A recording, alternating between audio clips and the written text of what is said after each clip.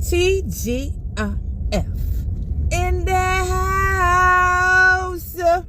Happy Friday to all my Facebook fam and all my YouTubers. This is the girl PJ as usual, giving thanks because it's my favorite day of the week. It's Friday. And let's just wrap this one up quick and fast. Just like last night's match. Quick and fast. Boy, Munro. Y'all got busy, boy.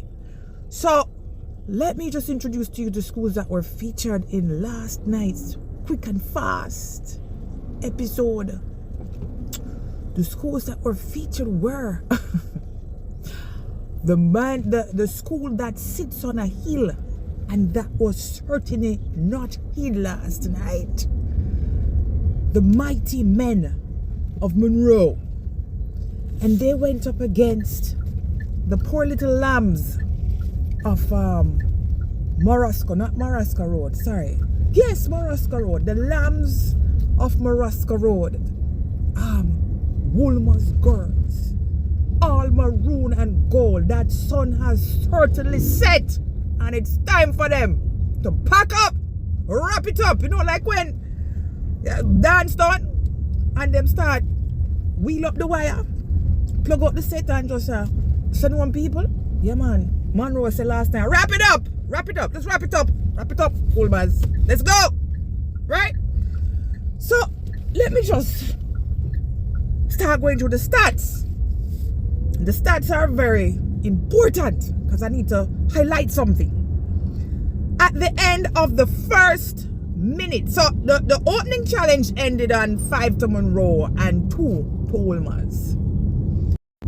The first minute of the speed section had Munro finishing on 16 points to, I didn't remember what Wolmers finished on, but I just remember looking at that as like, did they just rack up 11 points in 1 minute?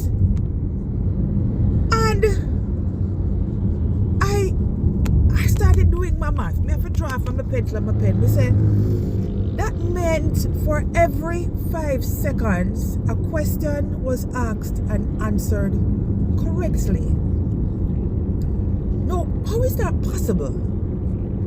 So there are 2 variables we need to look at.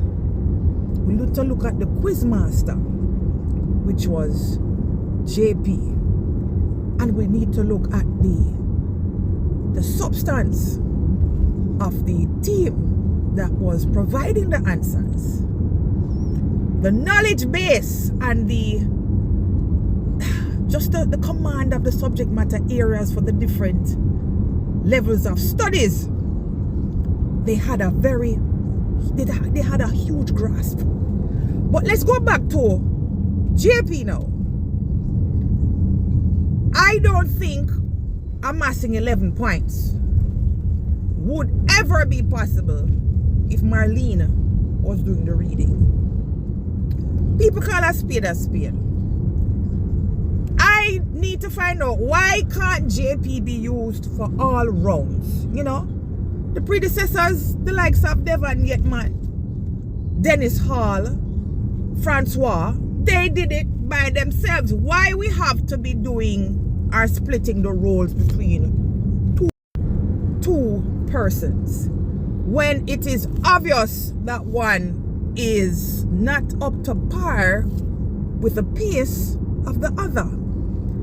I find sometimes when I'm watching these matches and Marlene is asking, you know, is pausing in between to confirm what she heard.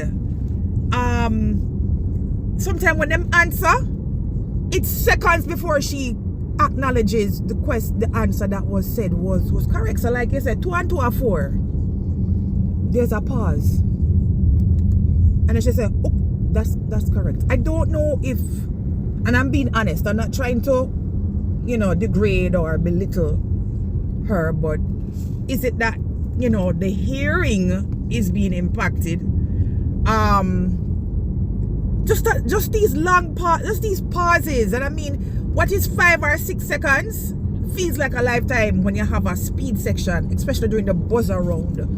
So, Marlene, yeah, you do your rounds, but me think at time like changing of the guard. You need for. But just I said, I'm just putting it out there. That's my introspect. That's my opinion. That's my gross.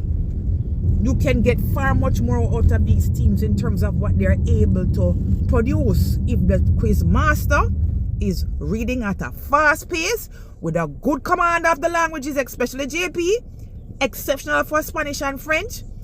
Because a very good friend of mine, he was extremely fluent in French. When I watch back the matches with her and I say to him, is she pronouncing the thing right? He says, no, absolutely not.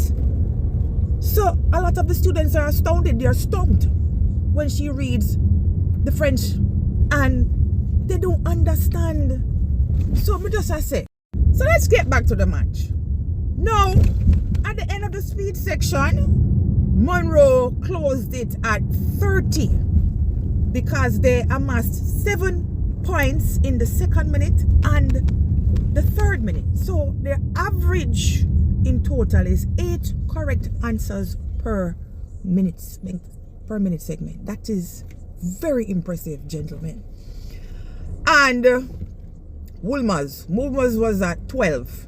Wolmers coming at them sparring people in a boxing. When them give them for practice, so it's like a sparring match yesterday. Just practice, you know. Boy, let's go into the buzzer round now. No, I feel that the buzzer round could have ended on a much higher mark for Munro. A little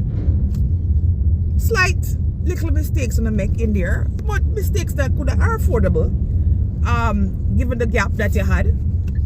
So practically they ended the match on 36 to Wolmers on 12, but in reality it should have been 44 by market. If they didn't do or make those little errors, you know, they would have closed it off on 44. But still a brilliant performance. As we say, the buzz around it was very shaky, gentlemen, towards the last 2 minutes. So, you know, tighten up.